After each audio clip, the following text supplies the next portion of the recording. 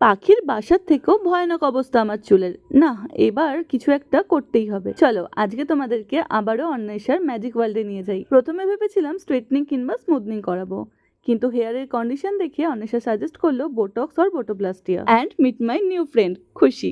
যথারীতি hair wash করতে বসে গেছি, আর এদিকে ক্রিম অ্যাপ্লাইও স্টার্ট হয়ে গেছে। এখানে অন্বেষা আমাকে কেন স্ট্রেটনিং বা স্মুথনিং করতে বারণ করলো আগে সেটা বলি। এর আগে আমার হেয়ারে 7বার কেমিক্যাল ট্রিটমেন্ট করা হয়েছে, তাই হেয়ারটা ভীষণ রাফ হয়ে গেছিল। আর আমি যদি আবারও স্ট্রেটনিং বা স্মুথনিং কিছু করাই তাহলে আমার হেয়ারটা আরো রাফ হয়ে যাবে, তাই আমি বোটোপ্লাস্টিয়াটাই করালাম। আর বোটোপ্লাস্টিয়াতে জানো তো একটা সুবিধাও ছিল, স্ট্রেট করার 3 দিন পর যে হেয়ার ওয়াশটা হয় না, সেটা এক্ষেত্রে দিনের দিনই ওয়াশ হয়ে যাবে। আমার হেয়ার ট্রিটমেন্ট মোটামুটি কমপ্লিট। এবার শ্যাম্পু করার পর একটা হেয়ার মাস্ক লাগিয়ে ব্লো ড্রাই করলেই ডান। আমি তখন নিউজ দেখে সময় কাটাচ্ছিলাম, আর এদিকে আরেকজন ক্লায়েন্ট তার বেবি নিয়ে এসেছিল, সে তো ঘুমিয়েই পড়েছে। সুরজকে বলেছিলাম অফিস থেকে ফেরার সময় আমাকে নিয়ে যাস। দেখি সুরজ আমাকে নিতেও চলে এসেছে, কারণ ঘড়ির কাঁটা তখন বলছে রাত 10:30। এটা ছিল ফাইনাল রেজাল্ট। এই রেজাল্টটা দেখার জন্যই তো এতগুলো টাকা আর এতটা সময় নষ্ট করা। আর তারপরেই আমার একটা মিনি হার্ট অ্যাটাক এসে গেছিল, আর এই মিনি হার্ট অ্যাটাকের কারণ হলো শ্যাম্পু আর মাস্কের প্রাইস।